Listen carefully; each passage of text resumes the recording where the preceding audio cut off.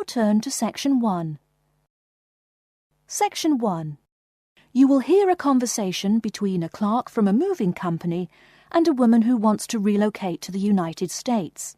First, you have some time to look at questions 1 to 6.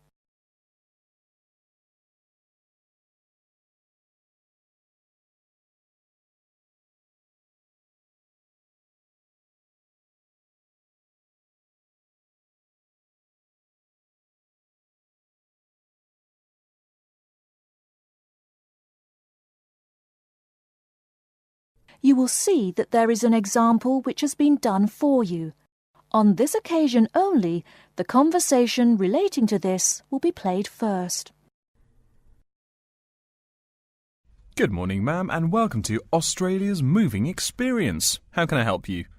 Well, I hope you can help me. I'm so up in the air right now. Just calm down now. Let me guess. You're moving and it has you a little confused. That's it exactly.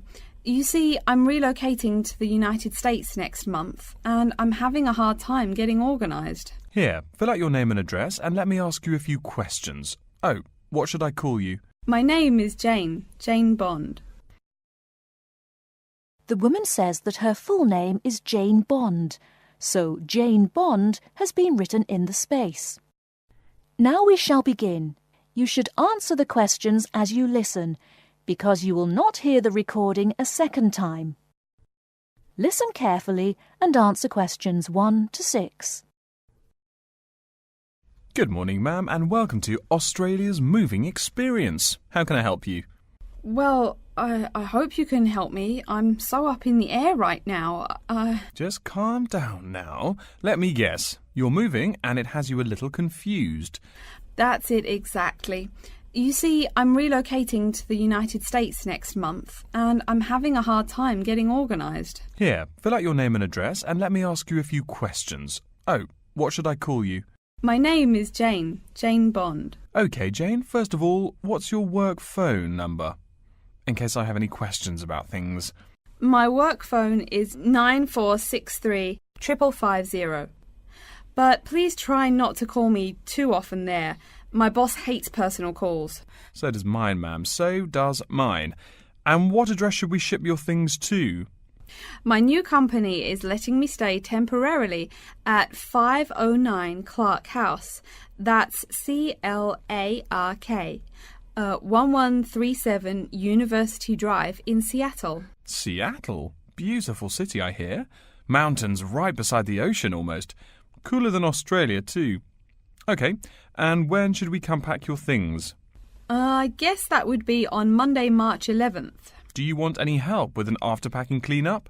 We do that for a small additional charge. Yes, that would be helpful. I promised the landlord I'd give her the keys back by 5 p.m. on Thursday the 14th. Great. We'll just schedule the clean-up for that day. That way, the place will smell clean and there'll be no dust. Well, you do think of everything. Oh, how much is this going to cost? Here is a list of our basic prices. Oh dear, this seems rather expensive. Yes, ma'am, but you're paying for the best. We're careful and we're fast. Like we say, the only thing we break are speed records getting you moved. Well, maybe that's so. Oh, I nearly forgot to tell you. I don't want my furniture shipped with me. I won't be looking for an apartment till after I arrive in America. Would it be possible to put my furniture in storage here for a month, then have it sent along later? Of course, we do that all the time. A couple of other things.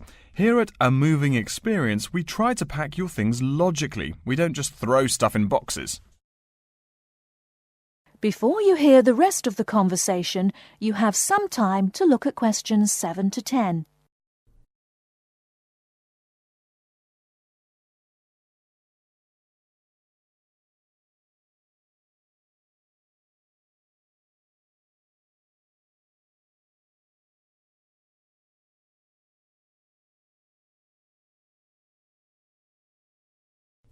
Now listen and answer questions 7 to 10. Do you have any special requests? You know, things you want packed in some special place so you know where to find them. Like what? Oh, I don't know. Things like dishes, maybe. Not to be rude, but you look like a lady who likes to eat. Ah, yes, I need my dishes and things where I can find them quickly. Great. We'll put those dishes and cutlery in what we call the emergency pack. Can you think of anything else? I do have an antique tea kettle my great-grandmother gave my mother. I wouldn't want to lose that. So I guess you'd better put that in storage with the furniture. Grandma's tea kettle with the furniture. Got it. Say, how about things like your alarm clock? You don't want to miss your plane on the big day, right? Well, you certainly think of everything. Yes, that's right. I'll also need my alarm clock where I can find it. Fine, we'll put that in your personal package. And of course, we'll give you a list of where we pack everything. So all you'll have to do on Thursday the 14th is grab your luggage on your way out the door. I couldn't help noticing the new CD player you're carrying. Is that a Samsung? Why, yes it is. One of their best. Cost me nearly $100 it did. Do you want to take special care of it? I mean, it's brand new. Take care of it, but nothing special. You can just put it in storage with the furniture. That looks like everything we need here. I guess you're all set. That was certainly quick. Thank you, young man. This has been a most moving experience. That is the end of section 1. You now have half a minute to check your answers.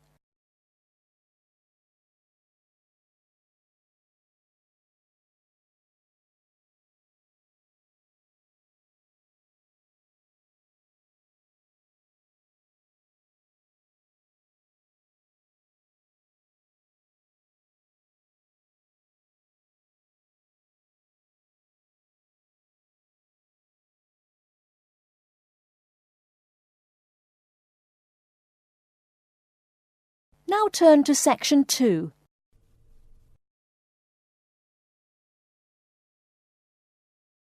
Section 2. You'll hear an introduction to a conference on computer system language learning. First, you have some time to look at questions 11 to 16.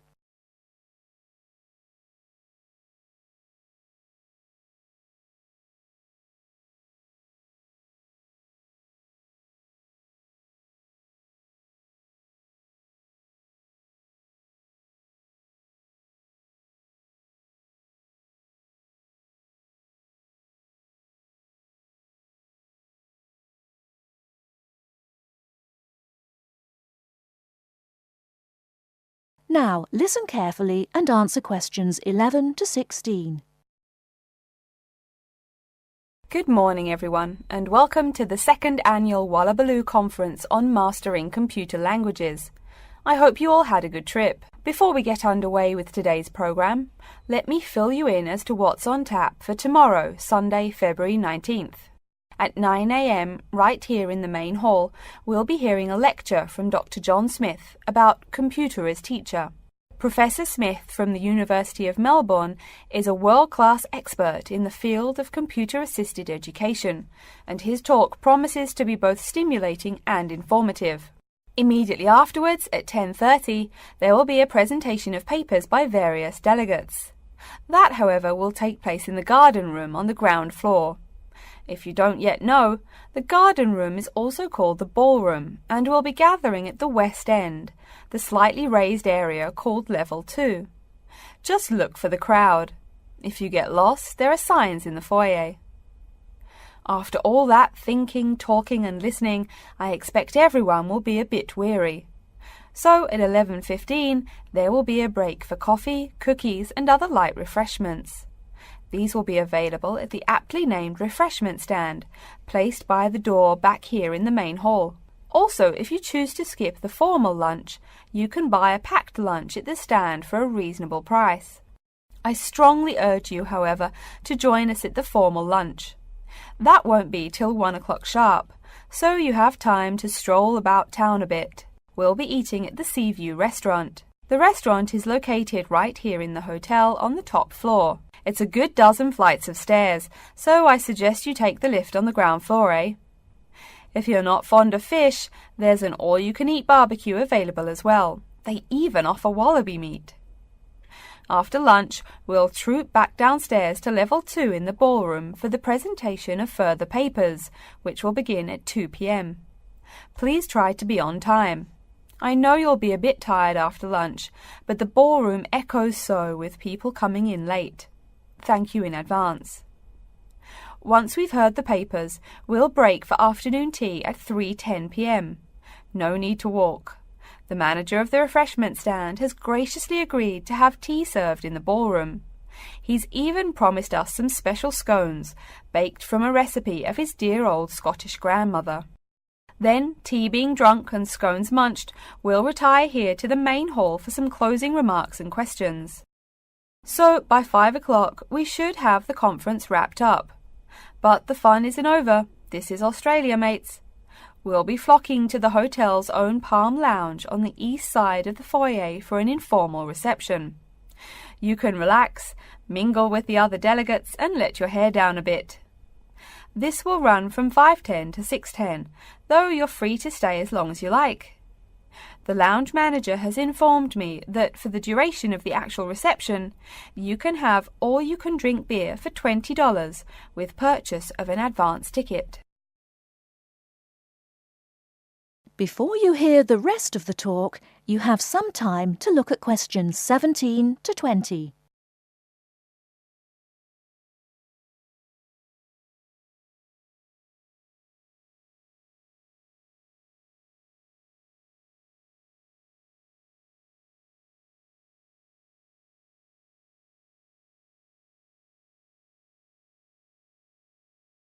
Now listen and answer questions 17 to 20. And yes, tickets can be purchased from any conference organiser or at the front desk any time between now and the start of the reception. I suggest you come by tomorrow evening to pick up the tickets, since the conference hall only holds 800 people. That way you can also get your journey planned ahead of time and be sure not to miss this truly memorable conference. If you want cocktails, however, I'm sorry, you'll have to pay for those at the regular price. Oh my goodness! Speaking of paying, I see I forgot to tell you a couple of things. The first is about lunch. The charge for the lunch will be $15 for all you delegates. If you have guests with you, the cost is $25 for the general public and $6.50 for children under the age of 10. That's $15 each, not total for everyone. Another item is about the lunch menu. I very much urge you to try the fish. I mean, look at the restaurant's name, the Sea View. As the name suggests, it is a famous seafood restaurant. The chef is a Basque from Spain, and he really gets quite put out when people ignore his fish specialities for burgers or barbecue. If fish isn't your thing, though, try the steak. He makes an exquisite filet mignon topped with blue cheese and mushrooms. Finally, if you'd like to buy a ticket, you can have both lunch and unlimited beer for $35. I should have mentioned that earlier, but I am a bit forgetful. Maybe I should avoid the beer after the conference, eh? Well, I've said my bit. Are there any questions? That is the end of section 2. You now have half a minute to check your answers.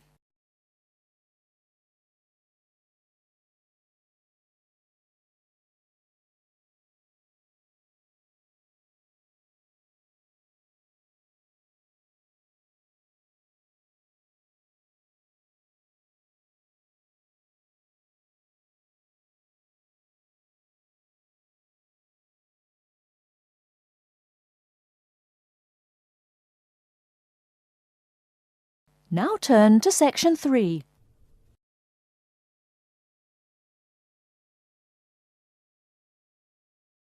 Section 3. You will hear a student called Tina asking Professor Van Diesen for advice on choosing courses. First, you have some time to look at questions 21 to 26.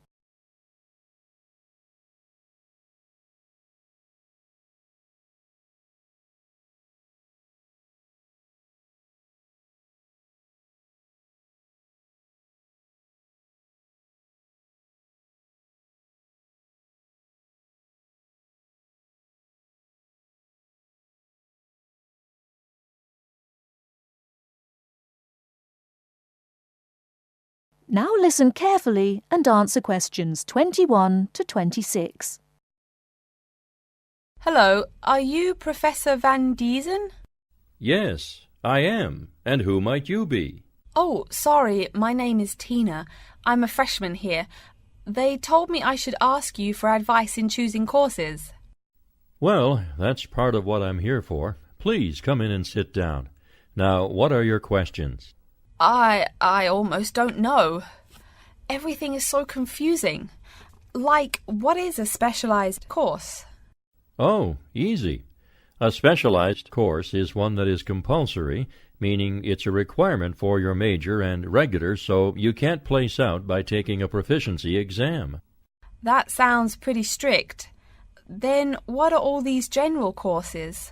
I seem to have to take so many. Nothing to be alarmed over. These are courses open to all students and not directly related to your major. The university offers these general courses to choose so that you can become more well-rounded individuals. For example, I see you're a microbiology major, so it might be a good idea to take some literature or history courses so that you can know something besides all science. You mean these courses are like for fun? That might be one way to look at it, but don't tell the literature professor such a thing. Think of a general course as the opposite of a specified course. A specified course is one that pertains directly to your major.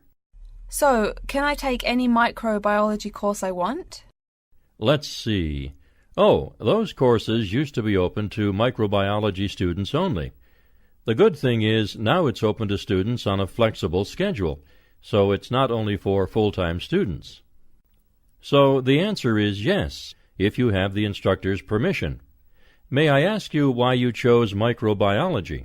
Well, I also like plain old biology too. You know, full-size animals.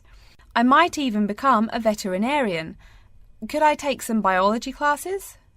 Well, they are open to full-time students only, which I believe is what you are. I don't know how a freshman would get along with microbiology, though. I mean, most of the students presently looking into it are from off-campus. Off-campus? Yes, you know, people who use it in their work at hospitals, laboratories, even a police detective. Why did you choose microbiology, if I may ask? I don't think you quite answered that. Well, eventually I want to be a doctor. At least my dad tells me so. If I may say so, young lady, you seem a little uncertain. Still, I think that might be a good idea for a career. Of course, if you're thinking about being either a doctor or a vet, you should take some medical science classes before you even think of applying to med school. Great! What should I take? There is one small problem. The new medical sciences building is under construction, so there are no experimental facilities available until next year. I'm afraid you'll have to wait, but don't forget to take those courses at the first opportunity. Oh, bummer.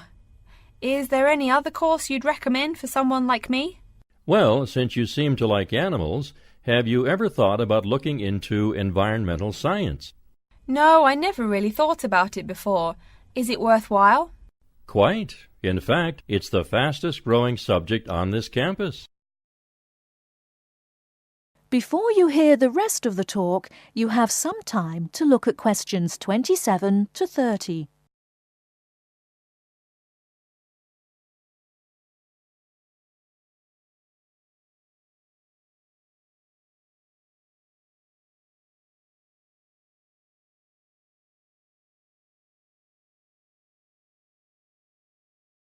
Now listen and answer questions 27 to 30.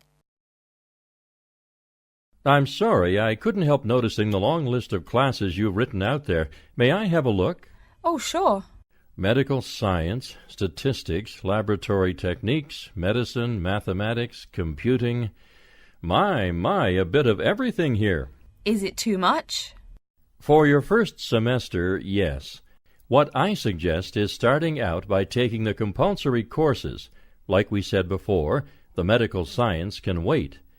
Consider taking that in your sophomore year. I think I'd put off computing, too. I recommend to all freshmen that I talk to get the compulsory mathematics out of the way as early as possible, so take that one.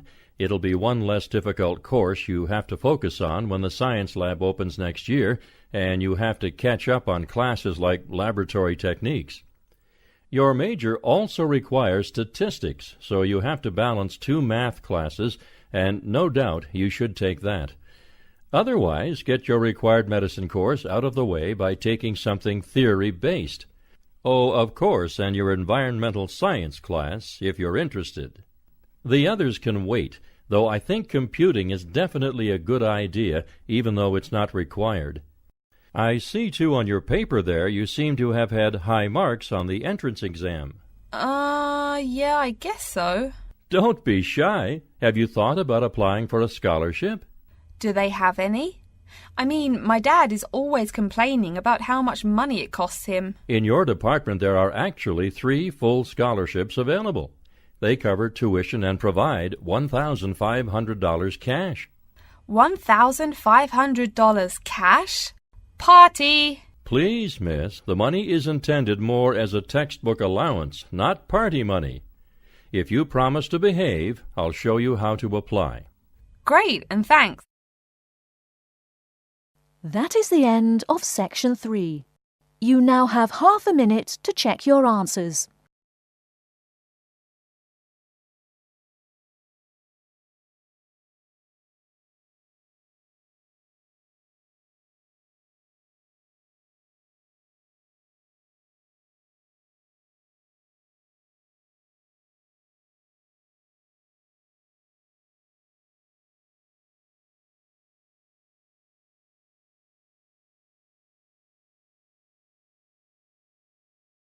Now turn to Section 4. Section 4. You will hear a lecture about how to choose flooring materials. First, you have some time to look at questions 31 to 40.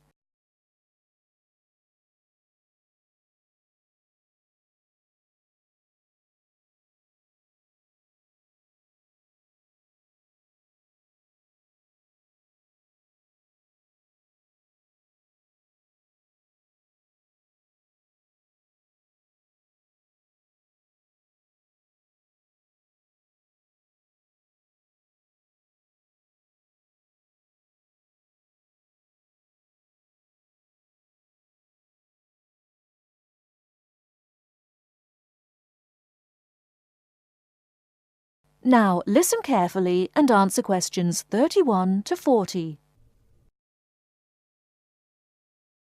We've been talking about choosing building materials in the last week. Now, a great many factors influence the choice of building materials. You can't make a house of cards, right? And people who live in glass houses and all that. Anyhow, today I'd like to say a few words about flooring. Some artificial materials can be used, like plastic for instance, which offer mixed blessings when used as a flooring surface. On the one hand, plastic is cheaper than nearly any other alternative, short of bare ground. Plastic also does not warp like wood. On the other hand, the best that can be said about plastic is that it looks like wood or stone. However, it cannot replace the real materials. As I have mentioned, I'm fixing up a new house. The decorator my wife hired told me plastic does a great job of looking exactly like plastic. Besides, it scratches easily, fades or discolours, and starts cracking within a year or two. So, if you're fitting out a sleazy hotel or plan to live in a trailer park, go with the plastic. Really though, for all intents and purposes, this leaves us with wood or stone as choices for flooring. Stone and wood are alike in at least one respect. Both go through processing before they can be put to use. Since few of us cut our own lumber or quarry our own stone, this is not perhaps a pressing concern. Still, do-it-yourselfers would do well to remember to buy only properly seasoned wood. Unseasoned wood warps, and a warped floor quickly becomes firewood, and its owner quickly becomes poorer. Likewise, except for dull-hued materials like slate or sandstone, most stone floors are polished before installation. The choice goes well beyond just wood or stone. Each type requires many further considerations. A few special remarks are called for when considering wood. For example, as always, aesthetics, personal taste, and layout all play roles, as well as the type of house or room. Oh, and certainly don't forget the cost. When it comes to cost, a rule of thumb is that the softer and less exotic the wood, the lower the cost. In the US, for instance, pine is both ubiquitous and cheap. Mahogany is imported and exorbitantly expensive. If you're on any kind of budget when remodeling, it's really helpful to remember to go for the softer woods. Aside from cost, there are still lots of different factors that are important in choosing the best flooring for the job. Continuing with the example of wood, one must consider the effects of each type of wood on the mood of the room. When selecting the best wood to use, particular attention needs to be paid to its grain patterns, texture, and colour. In rooms where relaxation or deep thought is the aim, say bedrooms or the study, dark, strong-grained woods are the rule. Here, the grain ought to match the furniture for a feeling of homogeneity. In rooms where activity and motion are typical, the dining room or living room, lighter, finer-grained lumber is more suitable. In such a setting, the wood grain might be useful in offering a contrast to the furniture. This leads to a feel of subconscious excitement in keeping with the room's function. In either case, though, consult a decorator. It is a decorator's job to know what materials to use to fit the function of the room. Though some things about putting together a room are subjective and based on one's individual taste, materials appropriate to a room's function are much more straightforward. A decorator takes the needs of the customer and uses a mathematical formula rather than subjective words. Since feelings vary from person to person, verbal descriptions of wood types tend to be ambiguous. You want the wood you select, not something approximate. And if you do decide to do it yourself, remember that all wood must be treated with preservatives to enhance its appearance and preserve its natural beauty. In the case of stone, or quarry tile, as flat-cut flooring stone is properly called, a new set of considerations must be weighed up. Simple colour aside, the degree of reflection must be kept in mind. This is called the reflectance rate, which is expressed in a number between 0.0 and 1.0, depending on the amount of light it reflects. At one end of the scale is polished silver. At a rating of 1.0, this shiny surface reflects nearly all of the light directed at it. Numbers closer to 0 describe materials that absorb more light. Moving down the scale a bit, we see that plastic that has been painted white has a rate of 0.8, which makes sense. We know that the colour white reflects all other colour, while black absorbs all colour, and plastic itself is a relatively reflective material. Materials that are denser and darker have reflectance rates much closer to 0. The quarry tile I mentioned a while ago has a rate of 0.1. As you may know, quarry tile is generally dark brown and made from clay, so it is quite dense. Of course, there is considerable variation among types of quarry tile because of the hue or treatment of the clay during its creation. Does anyone have any guesses as to what material may have a rate of almost 0.0? We can guess most of these materials are black in colour, but plastic, wood and even stone reflect some light. One material with a rate of almost 0.0 is black velvet. The texture produces almost no shine at all. Carrara marble, despite its white hue, is actually lower in reflectivity than black onyx. In any case, the fact that tiles vary somewhat should not be forgotten. A highly reflective floor would not be suitable in a library. It would be indispensable in a ballroom, should your home be large enough to feature one. Again, a rule of thumb is that light means lively. Since form and material follow function, one should only use the more reflective materials in rooms where the cultivation and expression of energy is important. Bear in mind, too, that most types of stone cost more than all but the rarest of wood. Of course, there is no reason why some rooms of a house should not feature wood floors or other stone tiles. You can even mix the two. A room with wood panels on the walls can have a beautiful stone floor. My bedroom has white birch walls and a light blue slate floor. The place looks like a Russian hunting lodge. Remember though, go with what feels right for you. Good taste and the laws of interior design are the homeowner's servants, not his master. It's only beautiful when you decide it is. I mean, you're the one who lives there, not the decorator, right? Okay, are there any questions? That is the end of section 4.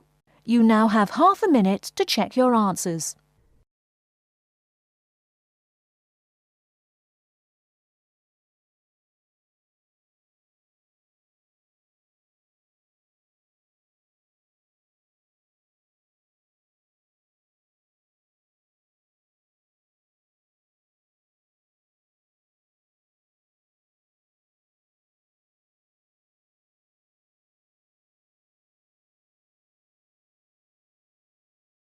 That is the end of the listening test.